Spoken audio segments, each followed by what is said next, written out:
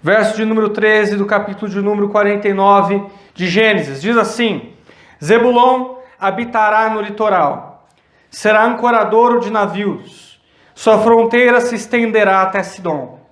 Issacar é jumento forte, deitado entre dois fardos.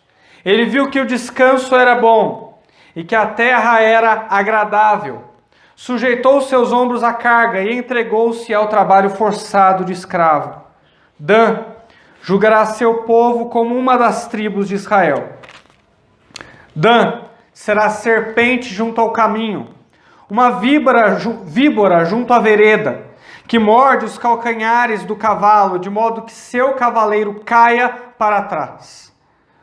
Ó Senhor, tenho esperado tua salvação. Gade, guerrilheiros o atacarão, mas ele por sua vez os atacará por trás. Asser, seu pão será farto, ele produzirá delícias reais. Naftali é uma gazela solta, profere belas palavras. José é um ramo frutífero junto à fonte. Seus raminhos se estendem sobre o muro. Os flecheiros lhe deram amargura. Flecharam-no e o perseguiram. Mas seu arco permaneceu firme, e seus braços foram fortalecidos pelas mãos do poderoso de Jacó, o pastor, a rocha de Israel. Pelo Deus de teu pai, que te ajudará, e pelo Todo-Poderoso, que te abençoará com bênçãos dos céus elevados, com bênçãos do abismo profundo, com bênçãos dos seios e do ventre. As bênçãos de teu pai excedem as bênçãos dos montes antigos, as coisas desejadas dos montes de antigamente. Que elas estejam sobre a cabeça de José, sobre o alto da cabeça do que foi separado de seus irmãos.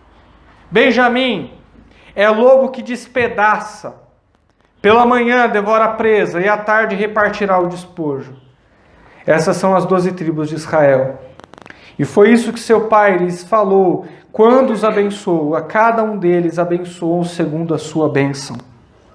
Depois lhes ordenou: estou para ser reunido com o meu povo.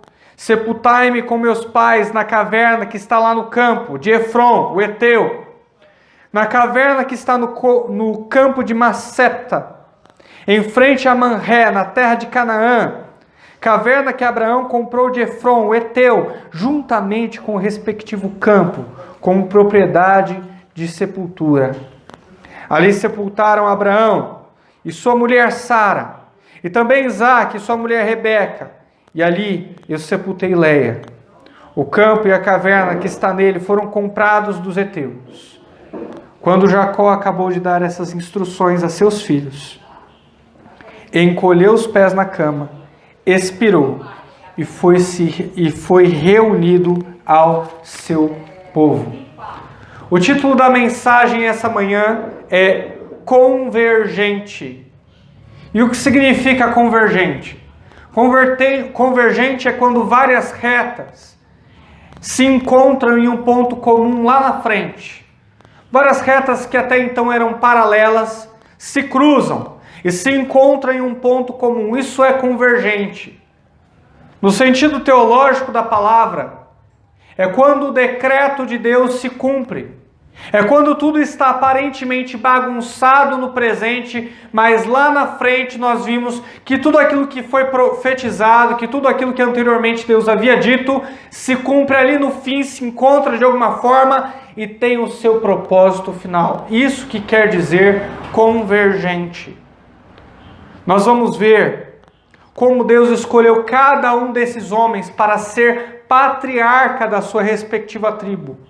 E como lá na frente isso se encontra no fato de que eles formaram um único povo, o povo de Israel, a quem Deus poderia chamar de seu povo.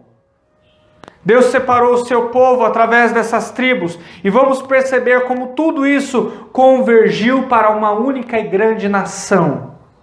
Uma nação que pertence ao Senhor. Uma nação que Deus pode chamar de sua separada, sua santa nação. O texto nos revela no verso de número 13, vamos nos lembrar do contexto. Jacó está no leito de morte, profetizando a cada um de seus filhos. Uma profecia que era misturada com o decreto de Deus e o caráter que eles haviam apresentado até o momento.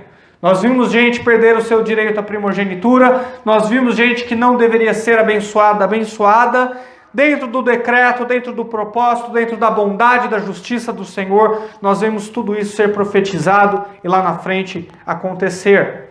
Agora chegou a vez de Zebulon, outro filho de Israel. Zebulon habitará no litoral, disse Israel. Será ancoradouro de navios. Sua fronteira se estenderá até Sidom. Uma boa profecia para Sidom, para Zebulon. Uma boa palavra para Zebulon. Zebulon seria o porto de Santos do Brasil. Zebulon seria um grande ancoradouro de navios, um centro comercial. Pessoas de outras nações chegariam até o território de Zebulon e ali fariam troca, ali fariam o seu comércio, fechariam negócios, traria prosperidade para toda a nação de Israel. Era isso que Zebulon foi separado por Deus para fazer. Toda a nação que se preze para a sua sobrevivência precisa de um centro comercial, precisa de um centro de negócios. E Zebulon foi esse patriarca escolhido para liderar toda uma tribo, a fim de gerar riqueza e fazer com que a economia fosse benéfica para todo o povo de Israel. Em outras palavras, Zebulon seria guardião da prosperidade e do comércio de toda Israel. Issacar, por sua vez, é como um jumento forte deitado entre dois fardos. Ele viu que o descanso era bom e que a terra era agradável. Sujeitou seus ombros à carga e entregou-se ao trabalho forçado de escravo. A tribo de Issacar é uma tribo que gerou guerreiros fortes. E além de gerar guerreiros fortes, era também uma tribo muito destra, uma tribo muito certeira, formada basicamente de operários, de mestre de obras. Eram pessoas fortes no engenho. O que seria desse país se não fossem os operários? Do que seria a ponte estaiada? Do que seriam as grandes marginais do nosso país, as grandes vias férreas, se não fosse a obra dos operários? Os operários carregam o país nas costas e nós devemos muito a eles. De certa forma, por analogia, nós podemos nos lembrar bem que quando houve a greve dos caminhoneiros aqui no Brasil, todo o país parou, porque deles dependia o sustento e a manutenção de todo o Brasil. Issacar era uma tribo formada basicamente de operários. O jumento, para nós hoje, é um animal desprezível, um animal que as pessoas não gostam de ser comparadas ou que não se sentem confortáveis em ter. Preferem ter animais mais robustos, mais fortes, mais bonitos. Mas na época não. Os reis andavam de jumento. Os reis fizeram grandes conquistas com os seus jumentos. Issacar foi comparado a um jumento, alguém que auxilia, alguém que trabalha, alguém que era um operário. E de fato, Issacar foi uma tribo determinante para ajudar diversos reis de Israel. Foi uma tribo útil, feita por operários. Issacar deve ter se sentido muito feliz de receber essa palavra. Eu serei servo, eu serei um operário, eu me darei ao trabalho, eu serei útil à minha nação e aos reis da minha nação. Era assim que Issacar pensava. Se sentiu feliz e se sentiu útil de ter recebido uma palavra futura de que seria um grande operário, de que seria um grande servo. Como está a sua vida de serviço? Como está a sua vida como servo? A quem você tem servido? Comece pela sua comunidade de fé. Façam bem a todos, mas principalmente aos domésticos da fé, disse Paulo. Você precisa se dar ao serviço aqui. Você precisa encontrar as necessidades da sua comunidade de fé e trabalhar em prol da causa de Cristo. E fazer com que as suas mãos sejam úteis para Deus. Discipule alguém, pregue o evangelho a alguém, evangelize alguém, transmita a palavra de Deus, faça um projeto. Vamos trabalhar, vamos servir. Dan, por outro lado, também filho de Israel, julgará seu povo como uma das tribos de Israel. Dan será serpente junto ao caminho, uma víbora junto à vereda, que morde os calcanhares dos cavalos, de modo que o seu cavaleiro caia para trás. Diversos juízes saíram da tribo de Dan. Era uma tribo jurídica, era uma tribo que levantou grandes juízes, dentre eles o mais famoso, Sansão, foi um juiz da tribo de Dan. E além de juízes, também era uma tribo de soldados, de guerreiros. Certa vez eles não conseguiram lutar contra os filisteus. Então decidiram montar uma estratégia e invadir o território de um povo chamado Lais, dizimou aquele povo e tomou o seu território. Era uma tribo estrategista, formado por grandes pensadores e juízes. Por isso que ela é comparada junto à víbora, que para derrubar o cavaleiro, ela derruba primeiro o cavalo. Derrubando o cavalo, você derruba o cavaleiro, e aí ele fica vulnerável e o seu propósito de guerra é cumprido. Dan é comparado a essa serpente. Mas ao mesmo tempo que Dan recebeu uma grande profecia, e foi uma grande tribo, que gerou grandes juízes para Israel, e eles julgaram diversas causas em favor do povo, do que seria uma nação se não fosse a sua parte jurídica, do que seria uma nação se não fossem os seus juízes. Está aí o nosso ministro da Justiça, que não nos deixa mentir. Juiz Sérgio Moro e todo o seu bom trabalho em prol dessa nação, e outros diversos bons juízes de caráter que Deus tem levantado aqui, nesse país. Mas ao mesmo tempo, Dan não era uma tribo muito firme com o Senhor. Era uma tribo idólatra. O próprio Sansão brincou bastante com o pecado, ainda que tenha tido um excelente final e colocado ali na galeria dos heróis da fé, mas ainda assim, era uma tribo que por diversas vezes idolatrou. Diferente da tribo de Issacar, por exemplo. Como é que está a sua vida? Recebeu grandes dons da parte de Deus, mas a idolatria competindo no seu coração? Idolatra a família, idolatra o cônjuge, idolatra o trabalho, idolatra dinheiro, idolatra bem-estar, idolatra entretenimento, idolatra a saúde. Eu não sei o que você idolatra. Mas de nada vale ganhar um grande dom da parte de Deus se você se subjuga à idolatria. É isso, pelo menos, que a tribo de Dan nos ensina aqui. A ponto de Jacó dizer a respeito dessa tribo enquanto profetizava: ó Senhor, tenho esperado a tua salvação.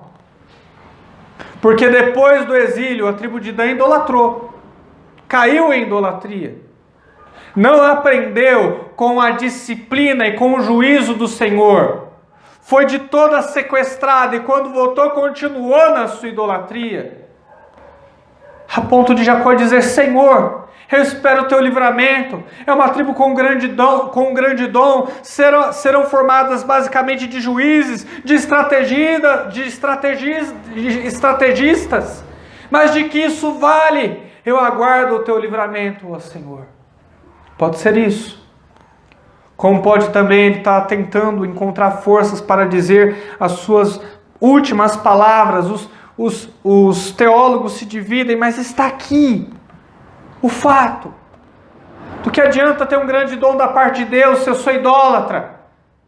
Do que adianta Deus ter me delegado grandes coisas do seu reino se eu vez por outra idolatro e não coloco no centro do meu coração, no centro da minha vontade? É isso que a tribo de Dan tem a nos ensinar. Gade, outro filho de Israel. Guerrilheiros o atacarão, mas ele por sua vez os atacará por trás. Você conhece o BOP, Tropa de Elite? Conhece Rota? Soldados da polícia paulistana, os mais competentes? Você conhece as tropas de elite do exército brasileiro? A AMAN, por exemplo, a Academia das Agulhas Negras, que forma diversos bons oficiais, peritos na batalha, é a tribo de Gade. É a tribo de Gade. A essa tribo foi dada o território mais vulnerável, o território que mais ficava em frente aos demais inimigos. E certa vez eles foram atacados de surpresa. Mas se cumpriu o que está escrito nesse verso. Apesar de terem sido atacados, conseguiram recobrar forças, atacaram de volta e foram bem-sucedidos. O jogo de palavras, que acompanha a maior parte das profecias hebraicas, se não todas as profecias hebraicas, foi usado aqui também. Gade, as tropas te atacarão, mas é você quem tropeará, é você quem passará por cima deles com as suas tropas. E foi exatamente isso que aconteceu com a tribo de Gade. Do que seria um país se não fosse o seu poder bélico, se não fossem os seus soldados e a sua tropa de elite? Gade está aqui. Convergente. Deus formando uma nação. Até agora nós vimos Deus formar uma nação economicamente falando, com os seus operários, com os seus juízes e estrategistas, com a sua tropa de elite. Nós temos visto Deus formar essa nação. Deus é soberano. O seu propósito nunca erra. E para ter uma nação, para chamar de sua, essa nação precisava existir através dos séculos. Foi assim, delegando um papel para cada um, que Deus conseguiu fazer com que essa nação fosse próspera, rica e ser chamada de sua. Mas nem todo mundo nasceu para ser soldado. Nem todo mundo nasceu para ser guerreiro. E a tribo de Asser era basicamente isso. Tentou no início da sua fundação se entregar à batalha. Tentou ser uma tribo guerreira, mas perdeu as batalhas. E porque perdeu as batalhas, conseguiu reconhecer que o seu dom não era aquele. Foi então que decidiu se dedicar à agronomia, à agricultura.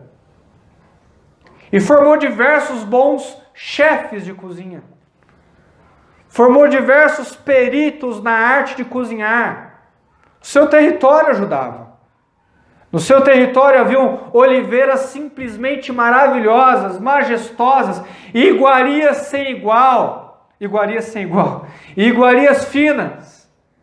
Mais adiante, nós vamos ver que Moisés diz que eles faziam pratos dignos de reis, dignos da realeza. Essa é a tribo de Asser.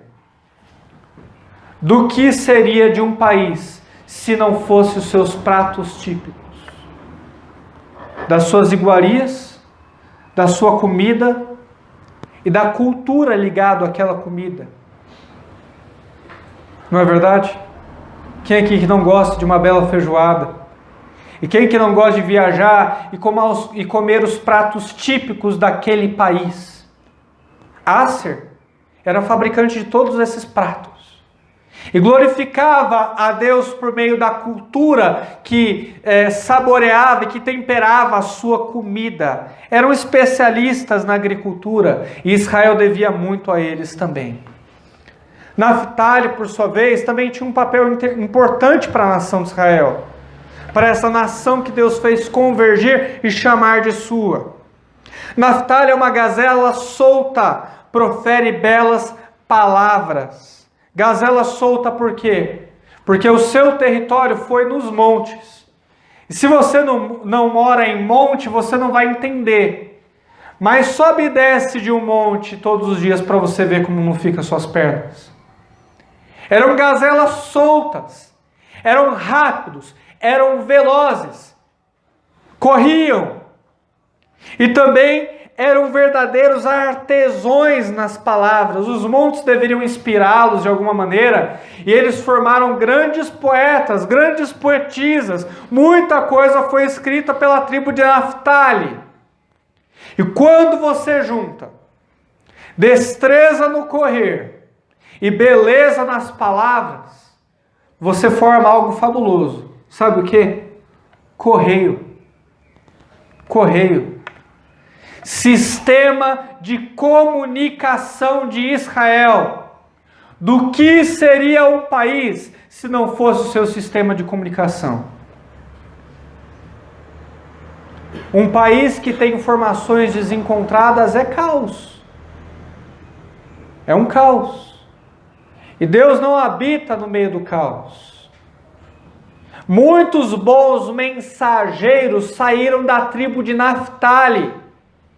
Eles eram rápidos, eles percorriam grandes territórios em pouco tempo e eram grandes artesãos hábeis nas palavras. O sistema de comunicação, o sistema de correio de Israel estava formado. Era o FedEx do Brasil. FedEx Internacional. O FedEx acho que não tem no Brasil, mas é uma empresa privada maravilhosa de correios. Não vou citar a nossa empresa de correios, porque a nossa empresa de correios, por favor, vamos privatizar isso daí. Mas Deus formou cada tribo dentro da sua peculiaridade, dentro do seu dom, para poder fazer com que a nação de Israel fosse uma nação forte. E chamar aquela nação de sua. E o melhor ele deixou para o fim. Agora nós vamos ver o que aconteceu com José. Como se não fosse o suficiente abençoar os filhos de José, também tinha uma palavra para José. Verso de número 24. Verso de número 23, perdão. 22. José é um ramo frutífero. Essa profecia se cumpriu em Efraim, filho de José.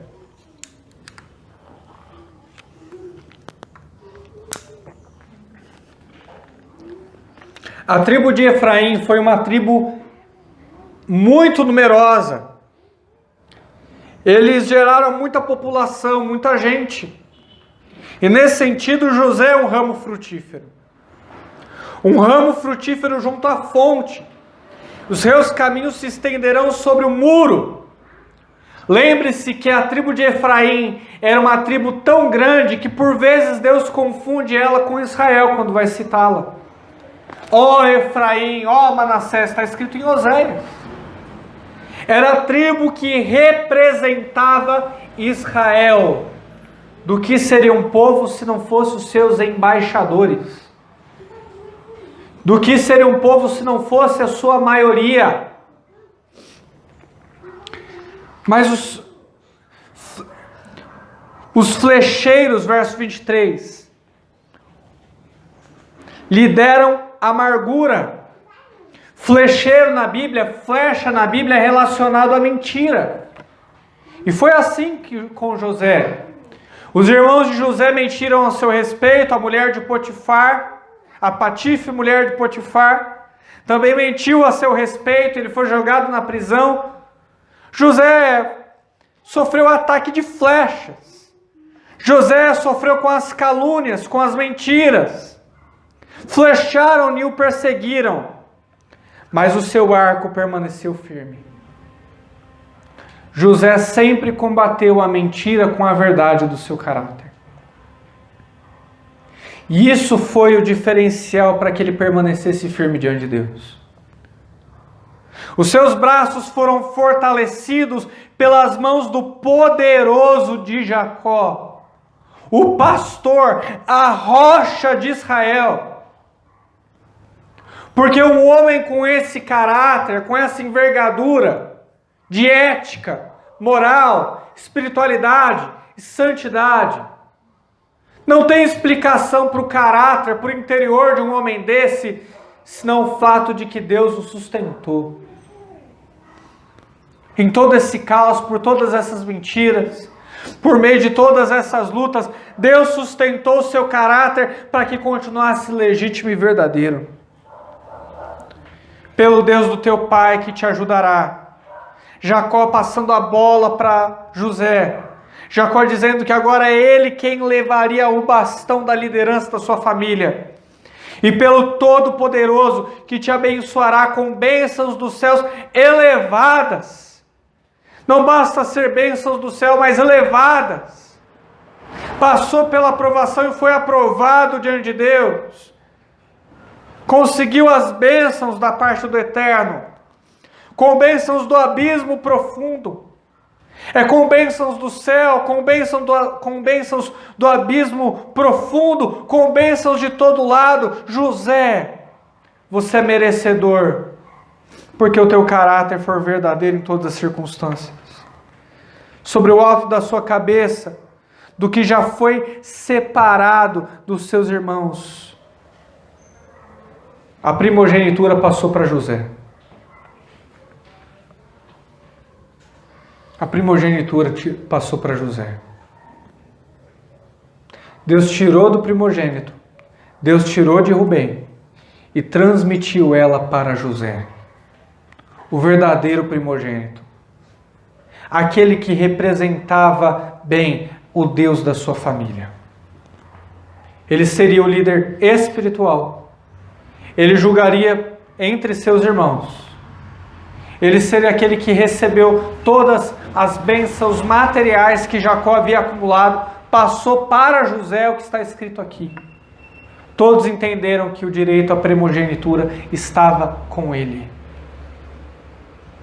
Do que seria um povo senão seu rei? Do que seria o seu povo senão o seu líder? Do que seria o seu povo senão aquele que comanda? Tantos maus presidentes que nós já tivemos no país. E agora nós temos esse. Onde muitos estão acreditando que ele é um ponto de alívio, um ponto de esperança para um Brasil melhor.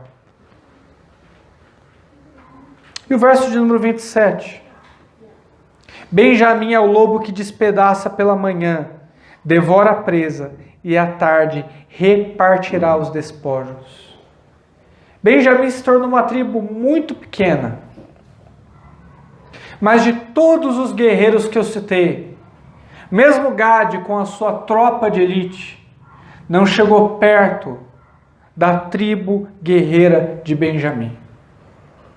Eram os especiais dos especiais. Era a SWAT de Israel. Era a Scotland Yard. Era o FBI, era a KGB, como você quiser chamar. Eram os melhores dos melhores, os selecionados dentre os selecionados. Não haviam guerreiros melhores que Benjamim. A ponto de Moisés dizer, Benjamim é feita de guerreiros fortes, são como leões que despedaçam a sua presa. Também contribuíram muito para Israel. O interessante é que se a gente chama todo esse exposto aqui de convergente, a gente vai dizer que Deus é imperfeito. A gente vai dizer que o propósito dele falhou. Porque aparentemente falhou. O fato deles serem economicamente prósperos, o fato deles terem iguarias alimentícias, sistema de comunicação, guerrilha, território, operários, o fato deles terem um bom presidente, o fato deles terem os melhores dos melhores da sua tropa de elite, nada disso foi suficiente para o povo de Israel. É um povo que não guardou a palavra do Senhor. Um povo que lá na frente a gente vai perceber que caiu em idolatria e sofreu juízo por causa disso. E quanto mais sofriam o juízo, menos aprendiam. O povo de Israel foi seguramente um povo que nunca se libertou da sua idolatria. E é exatamente isso, esse o risco que eu estou vendo muitos de nós correr aqui essa manhã. Parece que todo mundo está ligado à política, parece que está todo mundo falando do presidente, dos seus ministros, a nossa vida gira em torno do nosso governo, o país nunca foi tão politizado como é hoje e nunca foi tão depravado. A gente corre o risco de olhar para o Brasil e dizer Deus é o Deus dessa nação. E nos esquecermos que essa nação nunca foi tão pornográfica, imoral e idólatra como é hoje. Deus não é o Deus de nações. E isso já foi provado para nós ao longo da história do povo de Israel. E parece que a gente se esquece disso. Deus não convergiu todas essas coisas para formar o povo de Israel, mas para formar um povo dentre o seu povo. Ao longo da história a gente vê Deus escolher um povo dentre o seu povo e que tinha gente que olhava e dizia, Ele é o meu Deus, dentre todos aqueles idólatras. Se Deus tem um propósito com essa nação, Deus tem um propósito com a sua igreja. Deus tem um propósito com aqueles que pertencem a Ele, com aqueles dos quais Ele escolheu. E se tudo isso converge para um único propósito, converge para Deus poder escolher a sua igreja, não se esqueça disso. E é somente pela sua igreja, pelos seus escolhidos, que Israel continuava existindo. Da mesma forma, o Brasil só continua a existir diante de Deus com todos os seus pecados, porque ainda há uma igreja diante dele. Porque ainda há um povo que ele selecionou para chamar de seu. Tudo isso para a honra e glória do Senhor. A gente vê que Jacó se sentia tão seguro com o fato de Israel ser a nação do Senhor, que ele até disse, olha, depois que eu morrer, levem o meu corpo para Israel, levem o meu corpo para Canaã, eu quero ser sepultado junto aos meus pais. E parece que essa é a mentalidade de hoje. A gente quer um país para ser feliz na velhice, para poder morrer em paz. Mas ser feliz na velhice e morrer em paz só é possível através de Jesus. Através de Jesus. E quando eu enxergo a Bíblia através das lentes de Cristo, e não através de uma mente politizada, de direita, conservadora, eu consigo perceber o verdadeiro propósito desse texto. Eu consigo perceber que José representa algo maior. Assim como José, também teve um primogênito que não falhou. E não é o primogênito Adão, o primeiro homem da criação. É o segundo Adão, Jesus Cristo. Aquele que é antes de todas as coisas, porque sempre existiu e sustenta todas as coisas. Jesus Cristo é o cabeça da igreja. Jesus Cristo é o rei da nação santa que Deus escolheu. E todos os países que existem por aí afora, todas as fronteiras, todos os reis, rainhas, presidentes, representam aquele que um dia virá com voz de trombeta e colocará um fim em todas as coisas e um novo começo para todas as coisas.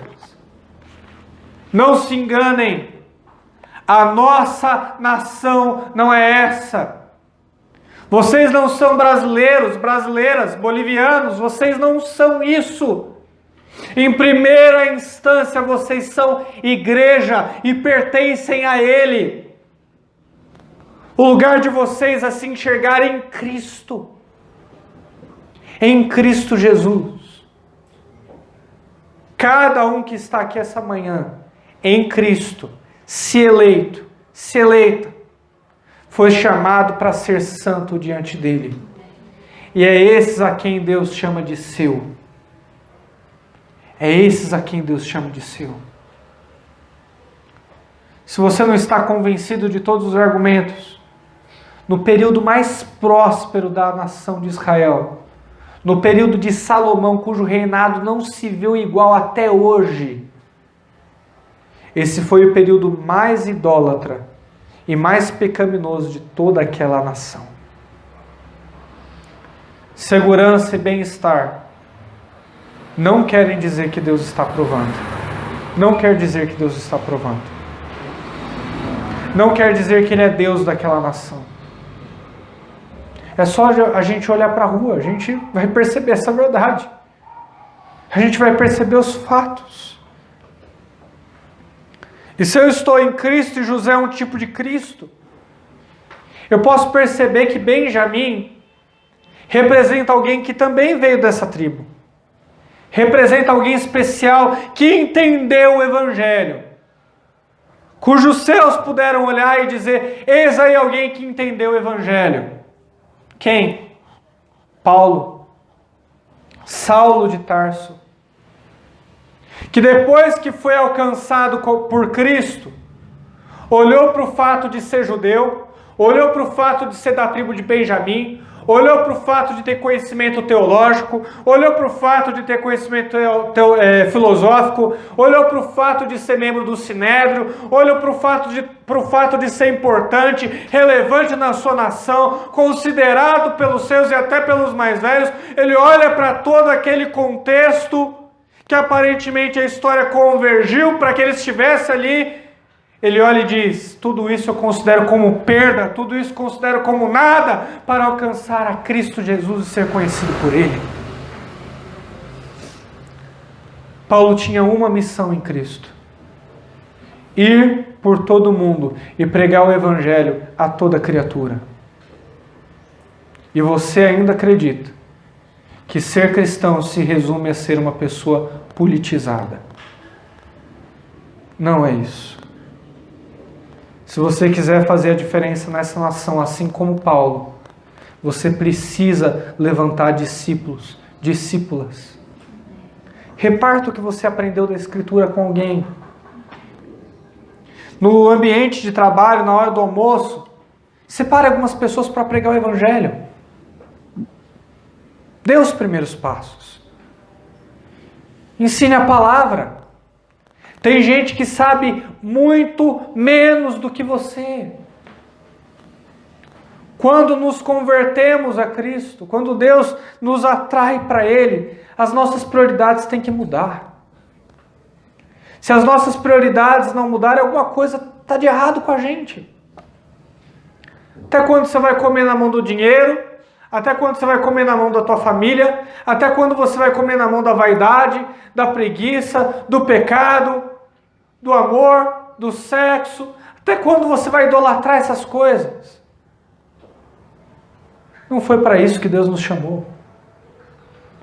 Em Cristo Jesus nós somos chamados para ser santos e pregar o Evangelho a toda criatura. Considerar tudo isso, toda essa boa fase do país como nada, perto de ser um embaixador do Evangelho de Cristo. Porque na verdade, é isso que faz as pessoas morrerem em paz. A gente vai ver que Jacó morreu em paz e foi juntado com os seus. Foi juntado com Abraão, seu avô, foi juntado com Isaac, foi selecionado para estar com aqueles que são salvos por Deus, que são resgatados por Deus. Morreu em paz, porque passou o bastão para aquele que era escolhido por Deus, para José, e pôde ter a segurança da sua salvação. Nós carregamos a única mensagem possível de paz para esse mundo. E não é a mensagem da direita. E não é a mensagem de prosperidade econômica. E não é a prosperidade que a gente precisa ter mais polícia na rua. E não é a mensagem de que aqui em São Paulo a gastronomia é perfeita. E não é a mensagem de que nós precisamos melhorar o nosso sistema de comunicação. É a mensagem do Evangelho de Cristo. Não perca seu tempo. Não perca seu tempo. Faça discípulos. Faça discípulos. Levante-se, fique de pé, vamos orar a Deus.